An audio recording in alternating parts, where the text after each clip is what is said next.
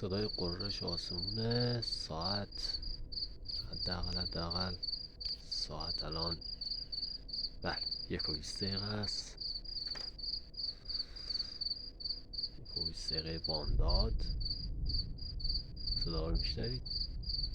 اینکه مراقب باشید ما داریم میایم. صدا رگبار بارون، رعد و برقش و بارندگی ابرهای خشمگین قررش میکنن.